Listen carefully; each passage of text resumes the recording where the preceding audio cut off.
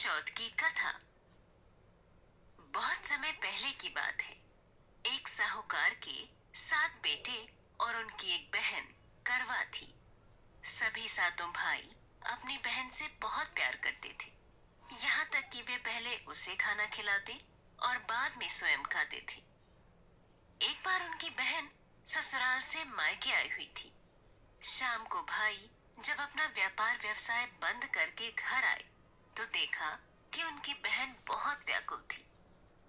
सभी भाई खाना खाने बैठे और अपनी बहन से भी खाने का आग्रह करने लगे, लेकिन बहन ने बताया कि उसका आज करवा चौथ का निर्जल व्रत है और वह खाना सिर्फ चंद्रमा को देखकर उसे अर्घ्य देकर ही खा सकती है। क्योंकि चंद्रमा अभी तक नहीं निकला है, इसलिए वह भूख प्यास से व्याकुल हो उठी है। सबसे छोटे भाई से अपनी बहन की हालत देखी नहीं जाती और वह दूर पीपल के पेड़ पर एक दीपक जलाकर चलने की ओट में रख देता है। दूर से देखने पर ऐसा प्रतीत होता है कि जैसे चतुर्थी का चांद उदित हो रहा हो। इसके बाद भाई अपनी बहन को बताता है कि चांद निकल आया है, तुम उसे अर्घ देने के बाद भोजन कर सकती हो। बहन खुशी के मारे सीढ़ियों पर चढ़कर चांद को देखती है, उसे अर्घ देकर खाना खाने बैठ जाती है। वह पहला टुकड़ा मुंह में डालती है तो उसे छींक आ जाती है। दूसरा टुकड़ा डालती है तो उसमें बाल निकल आता है और जैसे ही तीसरा टुकड़ा मुंह में डालने की कोशिश करती है तो उसके पति की मृत्यु का समाचार उसे मिलता है। वह बौखला जाती है।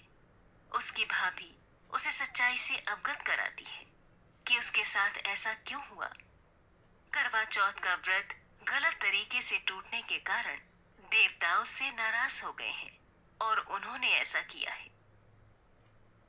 सच्चाई जानने के बाद करवा निश्चय करती है कि वह अपने पति का अंतिम संस्कार नहीं होने देगी और अपने सतीत्व से उन्हें पुनर्जीवन दिलाकर रहेगी।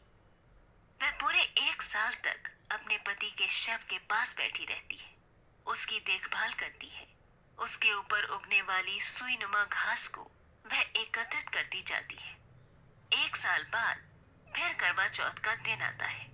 उसकी सभी भाभियां करवा चौथ का व्रत रखती हैं।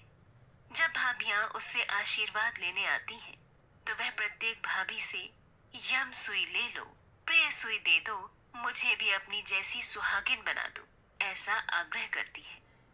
लेकिन हर बार भाभी उसे अगली भाभी से आग्रह करने का कहकर चली जाती है। इस प्रकार जब छठे नंबर की भाभी आती है तो करवा उससे भी यही बात दोहराती है। ये भाभी उसे बताती है कि चूंकि सबसे छोटे भाई की वजह से उसका व्रत टूटा था, अतः उसकी पत्नी में ही शक्ति है कि वह तुम्हारे पति को दोबारा जीवित कर सकती है।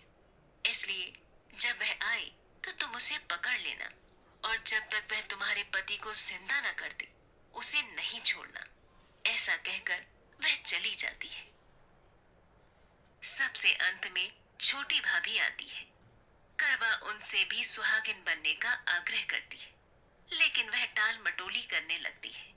इसे देख करवा उन्हें जोर से पकड़ लेती है और अपने सुहाग को जिंदा करने के लिए कहती है। भाभी उससे छुड़ाने के लिए नोचती है, खसूटती है, लेकिन करवा नहीं छोड़ती है। अंत में उसकी तपस्या को देखकर भाभी पसीज जाती है और अपनी छोटी अंगुली को चीर